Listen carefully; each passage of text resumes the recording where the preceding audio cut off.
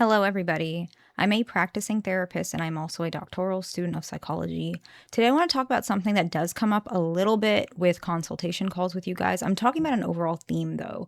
I'm not talking about a specific case in general. You guys already know that. I will never be sharing specific cases. That will never be something I do. What I see is that a lot of folks, gentlemen, are afraid to, I guess, stand up for himself and things that he wants to do because he's afraid to make her mad or lose her or have her perhaps have some sort of maladaptive response to a very normal boundary.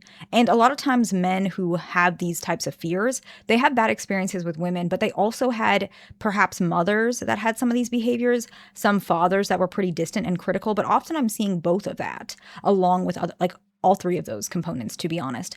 And so, why I want to say this is because I want to share that it's okay to make a woman wait for certain things. Like, she doesn't need to have everything right away.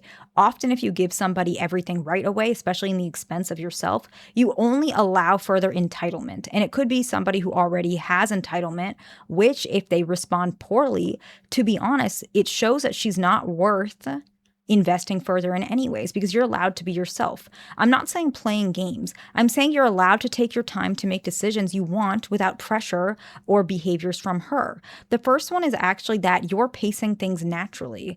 This is very important. Pacing things at a natural and comfortable pace for you, not for her. It can be for her as well. If you trust her, then you can work together as a team, as a couple. But some of you guys are doing this, not calling anyone out specifically, when you've only been together for like a month. Okay. And you're kind of letting her call the timing and the shots, and she wants certain things intense, or she gets mad if you don't give enough attention.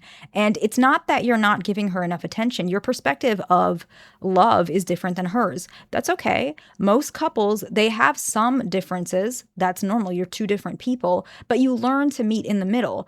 But one person bending over entirely for the other person, this creates a lot of imbalance. You're going to feel resentful. You're going to be tired and drained. You're going to become more distant. And then she's just going to get more mad. And then she's going to blame you for the fault of the relationship. And often you guys might even blame yourself. Don't do that.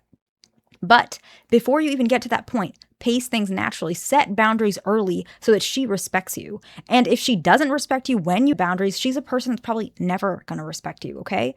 I'm not saying that you can't move forward if you want to. If you feel like you want to, that's completely different.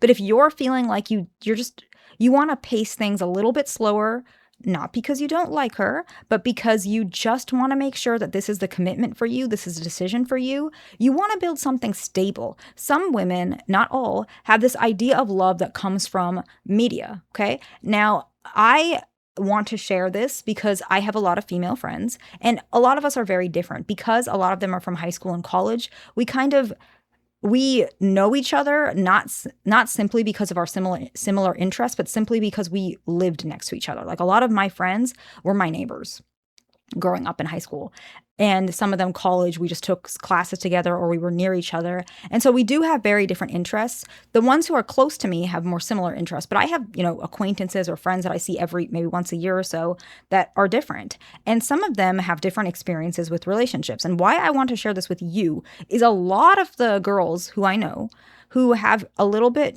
unique standards, perhaps even some would say like high standards, or a little bit disconnected standards. They don't fully make sense in reality. A lot of times, many of them spend time on certain media. There's a show that some of my friends watch. I probably don't remember. I know the word island is in it, but I don't remember what it is. And it's basically like a dating show. If you guys know what it's called, let me know. I don't watch it, so I could be judging it poorly. But my assumption is they're dating couples. They're like oh wait, there's two. There is a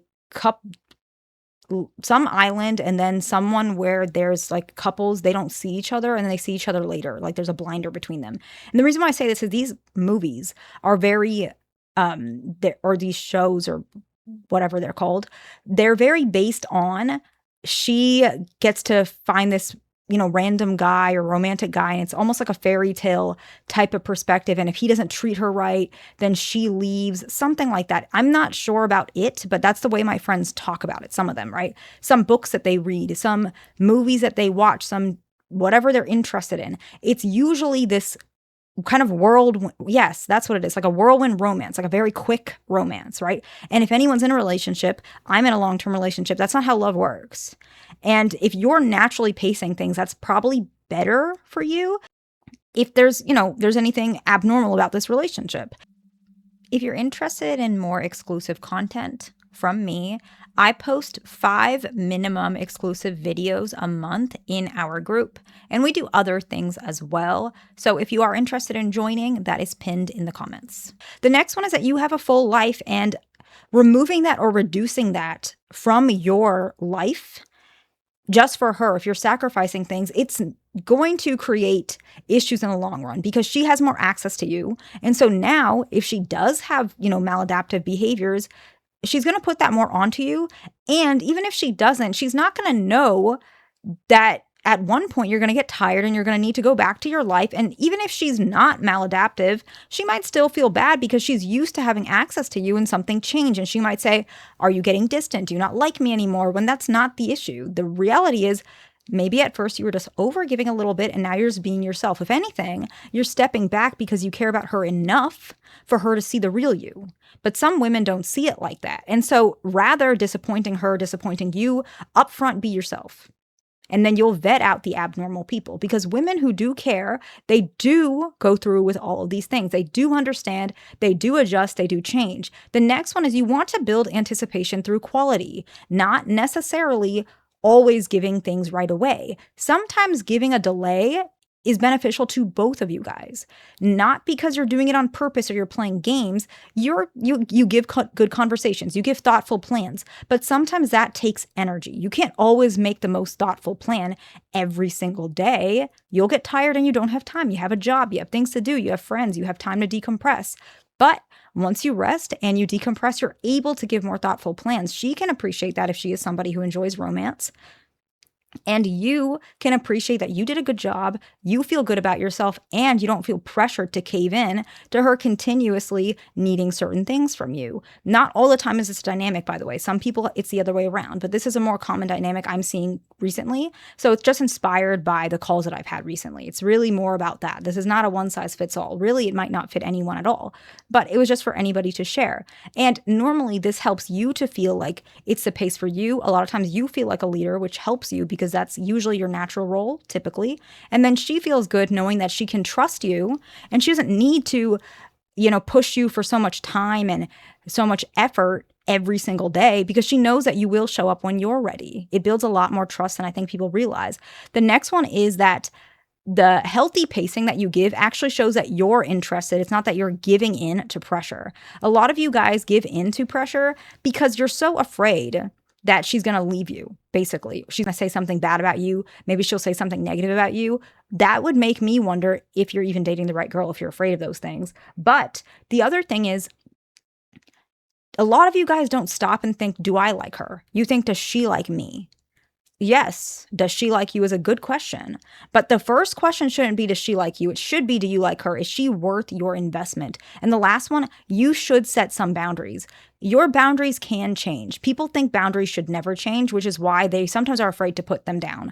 Your boundaries in the first year or two of the relationship is going to adjust later. Perhaps you have a boundary. You don't like texts after, 5 p.m. Maybe you have to, 9 p.m. because you have to wake up early. That makes a lot of sense. But if you live together, maybe it's not even text messages. You might have conversations with her after 9 p.m. if something happens to your house or something happens to your kids. Like if you get married, like that boundary is going to change. But that doesn't mean you don't set them. You can set as many boundaries as you like. And then as time goes on, you are allowed to remove them, adjust them. They're your boundaries. And so this is just some thoughts that I've had about stuff that I've been seeing more recently. So I hope this video is helpful to somebody. Please like, subscribe. I'll see you in the next one.